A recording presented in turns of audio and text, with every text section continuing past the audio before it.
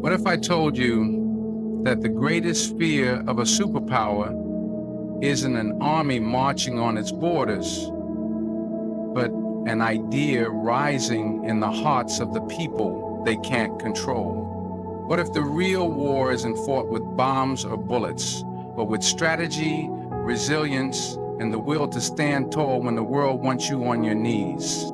This isn't just about politics. This isn't just about Iran. This is about power. Real power. The kind they don't show you on television, the kind they don't want you to understand. Because once you know why the U.S. fears Iran more than any other nation, you'll start to see the world differently. You'll realize that strength doesn't always look like a flag on a battlefield. It can look like silence, survival, and the refusal to break.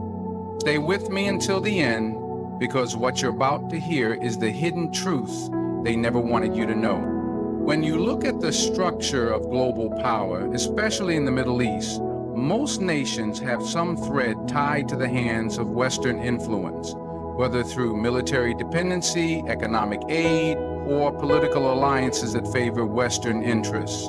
But Iran is different.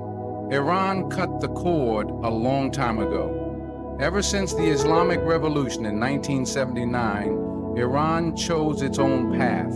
It stood up and said no to being a puppet, removed a US-backed regime, expelled American influence, and created a government rooted in its own ideology and values. That act alone sent shockwaves through Washington, because for the first time, a country that had once played by the West's rules decided to break the game entirely, and not just break it, but replace it with a new vision. The fear isn't just about Iran having oil or military power. It's about Iran being uncontrollable. See, most nations that rise economically or militarily still have ties to the West. Their leaders vacation in Europe. Their wealth is tied to Western banks. Their governments may speak about independence, but behind closed doors, they bow to foreign pressure. Iran doesn't. Its leadership doesn't answer to Wall Street. Its decisions are not filtered through Western approval, and that type of freedom is rare. That type of sovereignty is dangerous to those who believe they must manage the world like a chessboard. Iran makes its own moves. It builds its own weapons. It sets its own economy on tracks outside of US-dominated institutions like the IMF or World Bank. It trades with nations under its own terms. And even with the crushing weight of sanctions meant to destroy its economy, Iran still stands. That resilience builds fear, because when a nation survives despite global isolation, it proves that the system is not as invincible as it claims to be. And if one country can do it, what's stopping others from trying? The Western model depends on submission disguised as cooperation. You play by the rules and they reward you. But Iran decided not to play, and that terrifies those who wrote the rule book. This fear grows when you realize Iran isn't just standing alone. It's thriving in certain areas without help. Its scientific advancements, its military growth, its cultural exports, all without needing a green light from Washington or London. That's not just a threat to U.S. interests. That's a threat to the idea that power only flows from the West. Add to that the influence Iran has over its own people. While other governments beg for legitimacy or survive through fear, Iran, right or wrong, has a population that largely sees it as a symbol of resistance. That kind of national pride can't be bought or installed through regime change.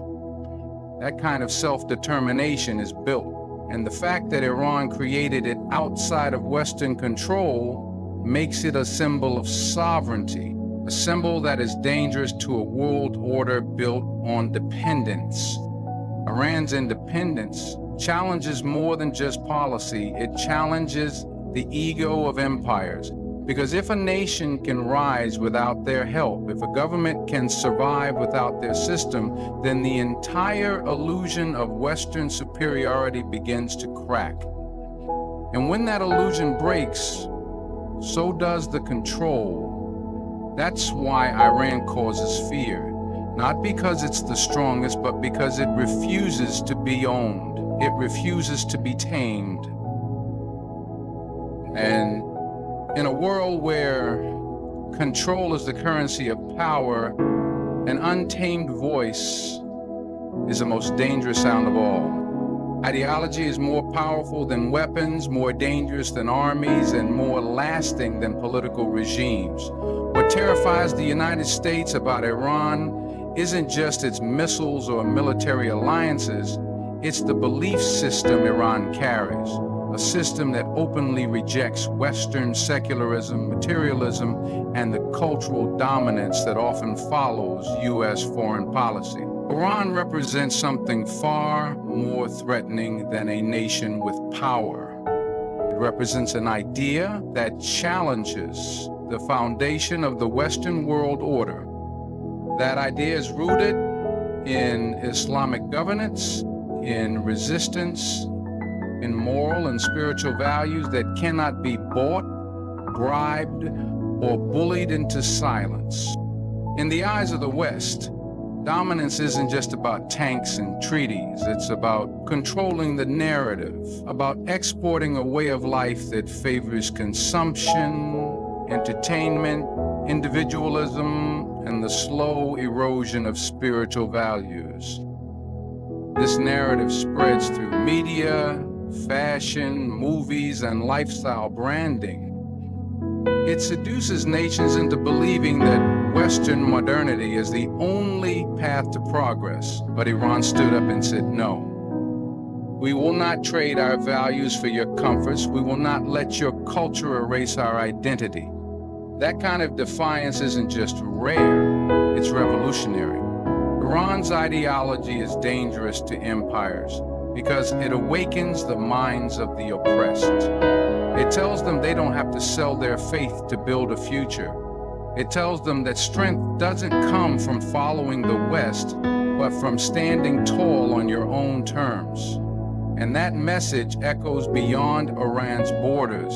It reaches the streets of Lebanon, the villages of Yemen, the minds of youth in Nigeria, Pakistan, and Indonesia. Plant seeds of resistance not to progress, but to dominance dressed up as development.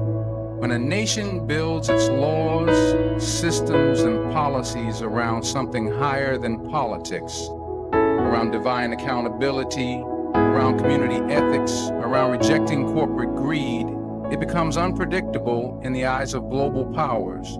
You can't negotiate with someone whose values don't revolve around profit. You can't pressure a government that isn't looking to join your club, or your banking system, or your cultural empire. Iran's leaders don't seek approval from Hollywood or Davos. They speak to a different audience, one that believes this life is temporary, and that the real judgment comes from a higher authority. That spiritual compass makes them harder to sway, harder to manipulate, and harder to break. Ideological fear is deeper than strategic fear.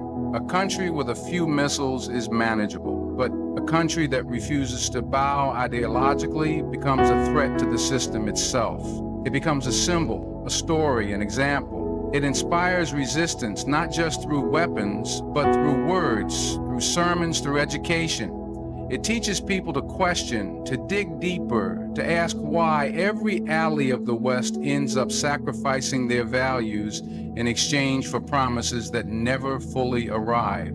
And that's the kind of awareness that empires cannot afford to spread. Iran's ideology also exposes the moral contradictions of those who oppose it. The U.S. talks about freedom but supports dictatorships.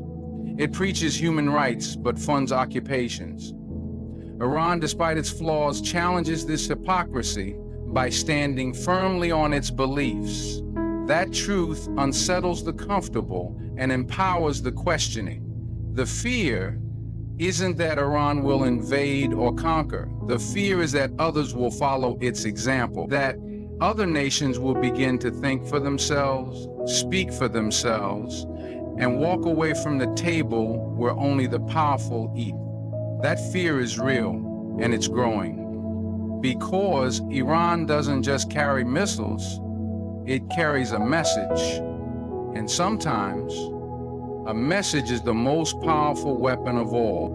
When it comes to power in the Middle East, most people focus only on the visible: military strength, oil reserves, or diplomatic ties. But what often goes unnoticed is the quiet, strategic web of alliances that shift the balance of power behind the scenes.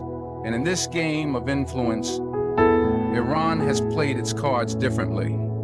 It hasn't relied on foreign occupation. It hasn't set up military bases across the region like the US, but it has built something more enduring: loyalty. Iran's alliances aren't based purely on economics or politics. They're rooted in shared struggle, shared ideology, and mutual resistance. That kind of connection is far stronger than a treaty signed on paper. From Lebanon's Hezbollah to Iraq's Popular Mobilization Forces, from Syria's government under Bashar al-Assad to the Houthi rebels in Yemen, Iran has positioned itself not just as a country, but as the heart of a resistance network.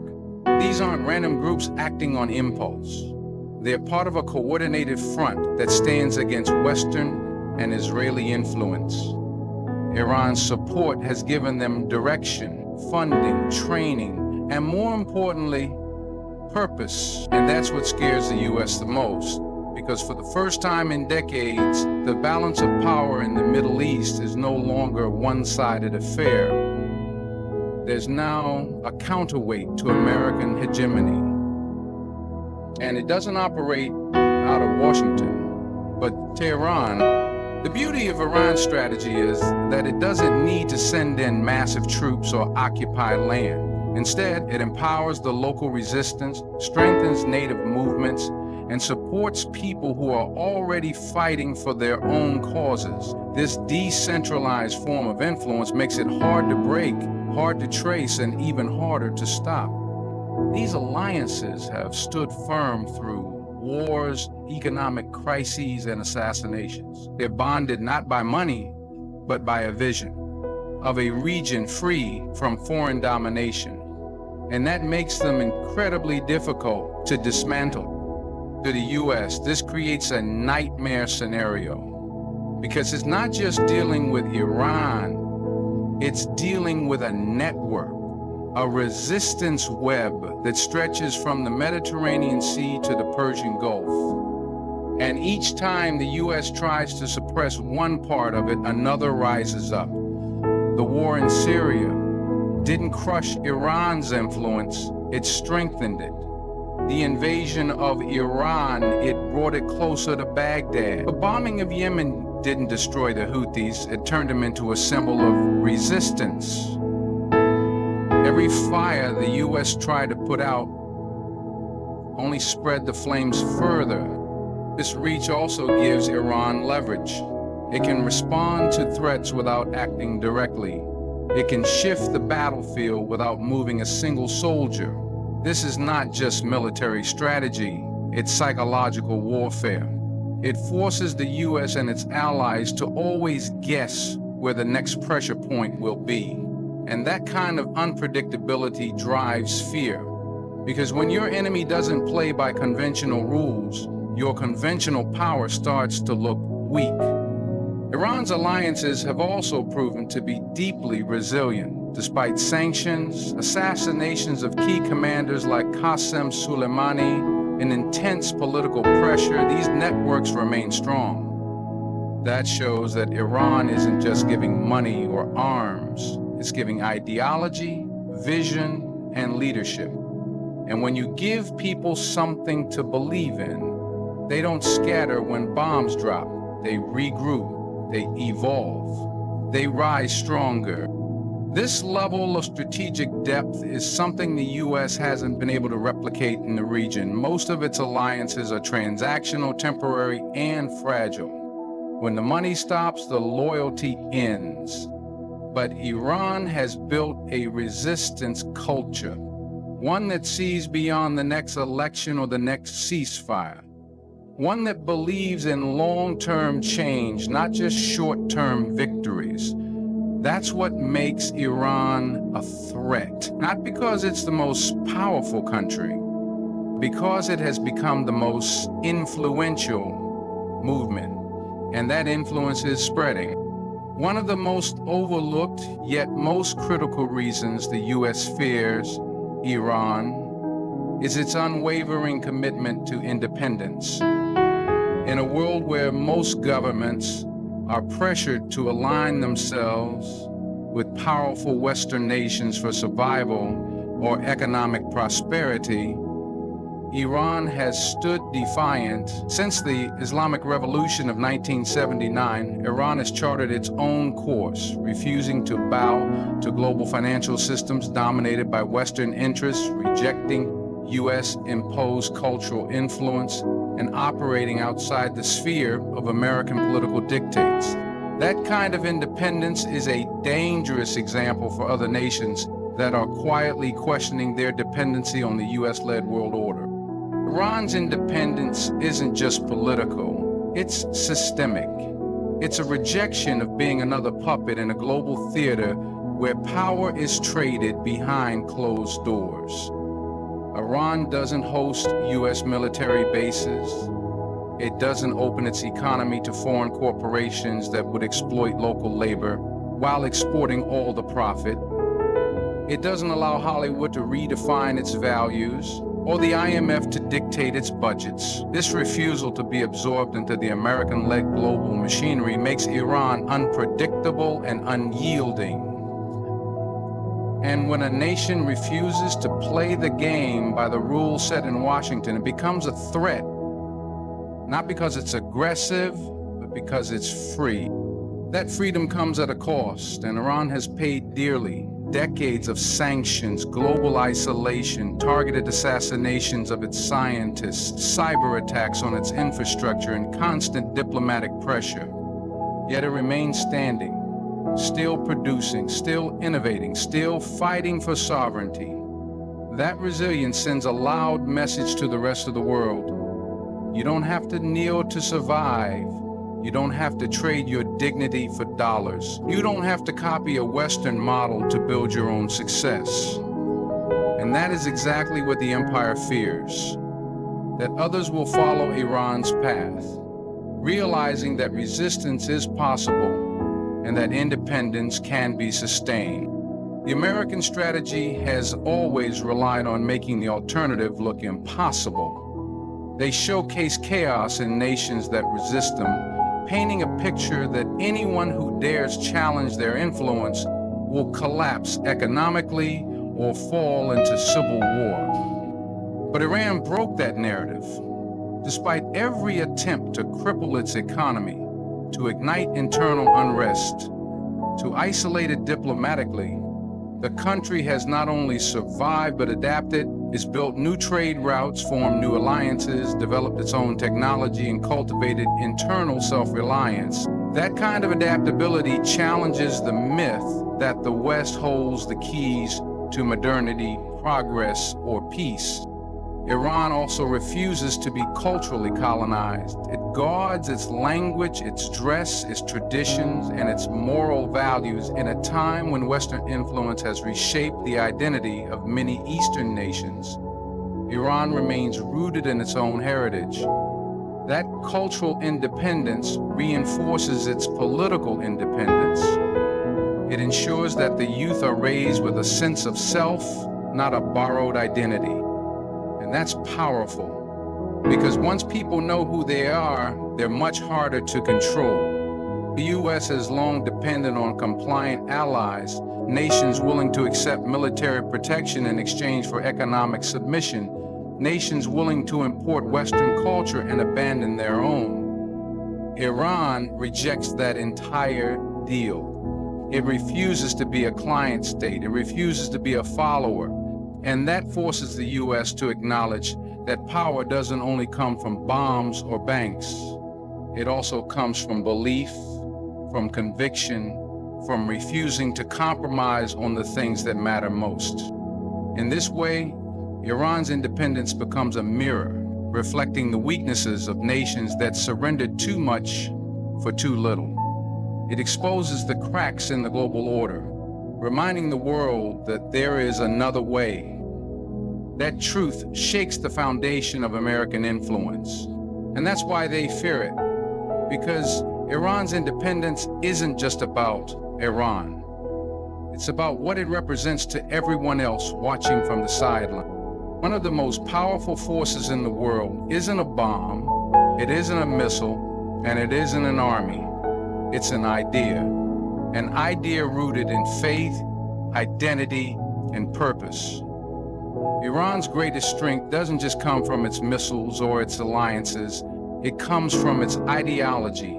An ideology that says oppression must be challenged, that injustice should never be normalized, and that submission to foreign dominance is a betrayal of one's values and dignity. That ideology fuels resistance across borders, cultures, and generations. And that's exactly why the U.S. fears Iran. Not because it's just a country, but because it's a symbol of defiance that won't go away even if you bomb it, sanction it, or isolate it. This ideology was born out of a revolution. It was never about simply replacing one ruler with another. It was about rejecting a system that allowed outsiders to dictate a nation's future. Since 1979, Iran has carried the torch of anti-imperialism, standing up against a global structure that rewards obedience and punishes self-determination. That flame has lit up hearts far beyond its border. It inspired movements in Lebanon, Iraq, Palestine, Yemen, and even in communities within Western nations who began to question the stories they've been told. That's what makes ideology so dangerous to the empire. It spreads without permission, and it grows even under pressure. This ideology isn't about hatred or blind nationalism, it's about dignity. It tells the young man in Gaza that he is not forgotten. It tells the child in Yemen that their suffering isn't ignored. It tells the protester in Bahrain or Iraq that they are part of a much bigger story. That story is one of resistance against a world order that thrives on keeping certain nations poor, certain voices silent, and certain truths buried. Iran has kept that story alive not just through words, but through actions. By supporting those who resist occupation, who speak out against injustice, and who refuse to sell their souls for temporary peace. What terrifies the U.S. is that this ideology is not dependent on a government or a leader. You can assassinate a general, you can bomb a building, but you can't kill an idea that lives in the hearts of millions. Qasem Soleimani's funeral brought out millions of mourners, not because of who he was, but because of what he represented. He became a symbol of a world where people rise against oppression, no matter how strong the enemy may be. That kind of influence is immune to sanctions. You can't sanction belief. You can't isolate conviction. You can't bribe someone who already decided their dignity isn't for sale. This ideology is also deeply spiritual. It's rooted in faith, not the kind that's used to divide or control, but the kind that gives people purpose. It draws from the legacy of Imam Hussein, who stood against tyranny even when it meant death. It teaches that real victory isn't always in winning the battle, but in refusing to bow down. That kind of belief creates warriors who are not just armed with weapons, but with unwavering will, and an army of the willing. those who fight not for money or medals, but for meaning.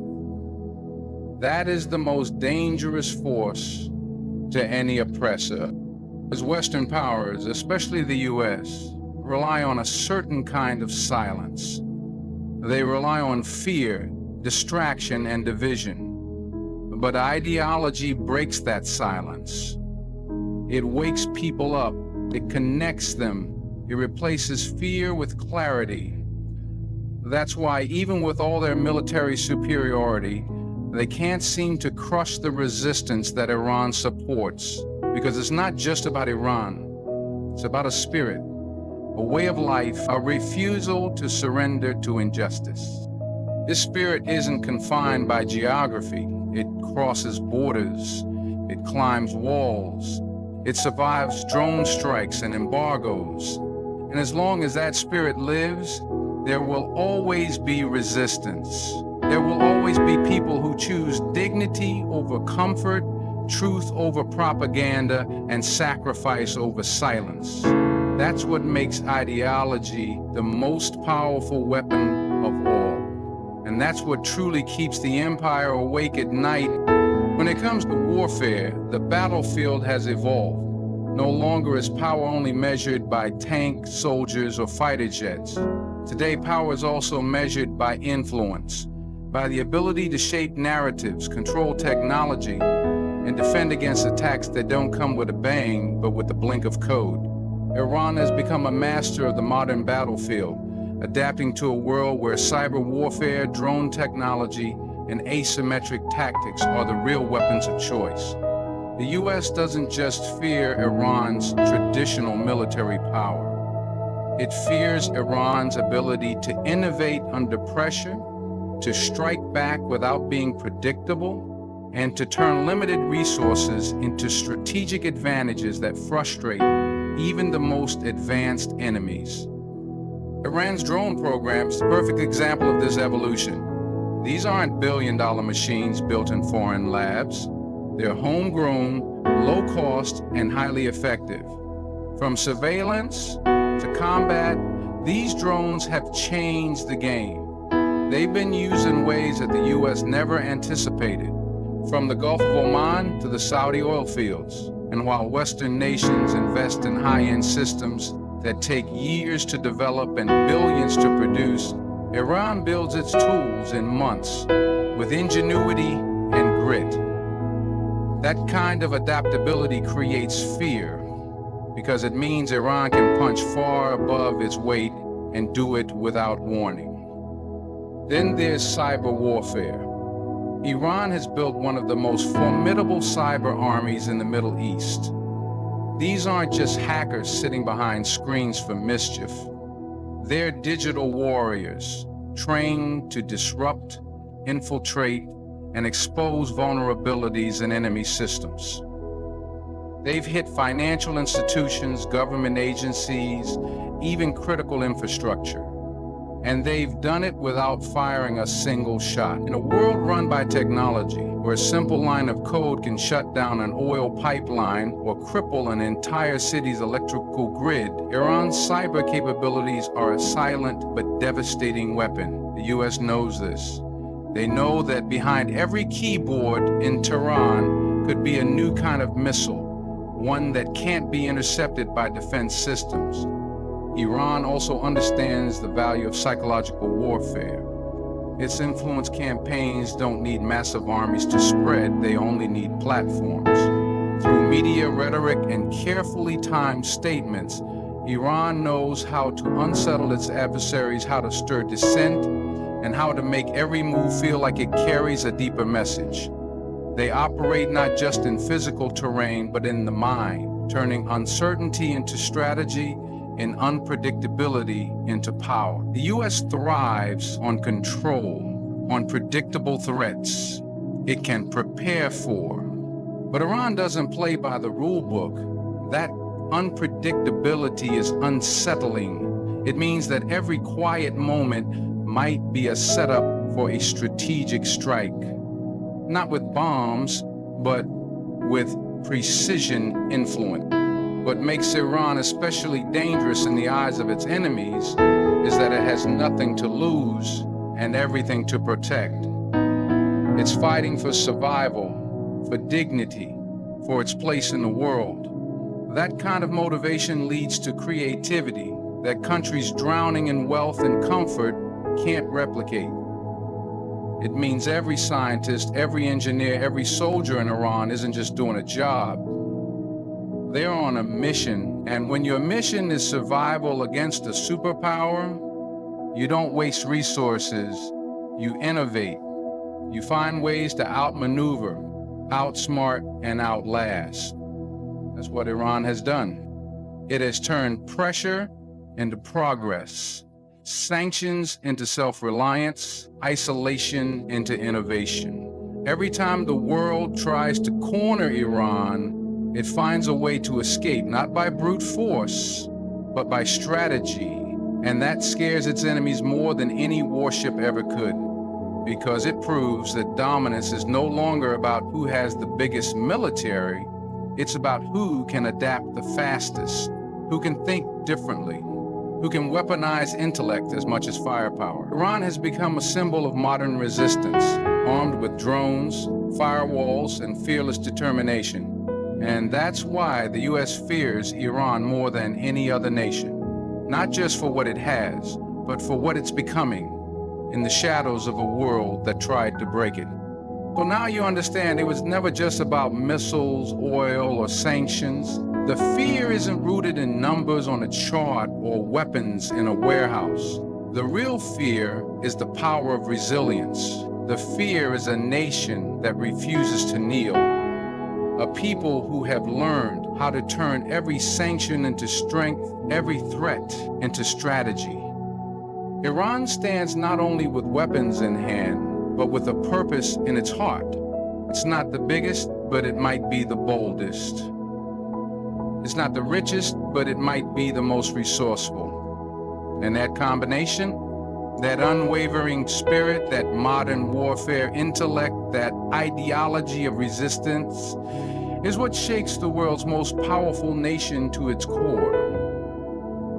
They fear what they cannot control. They fear what keeps rising. They fear the truth they can't silence. Thank you for staying with me till the end. I hope this opens your eyes to a side of the story you won't see on the news. Stay curious, stay informed, and never stop seeking the truth. May your path be guided by wisdom, your heart be led by purpose, and your mind stay free. Good luck. And remember, the truth has a power no lie can ever bury.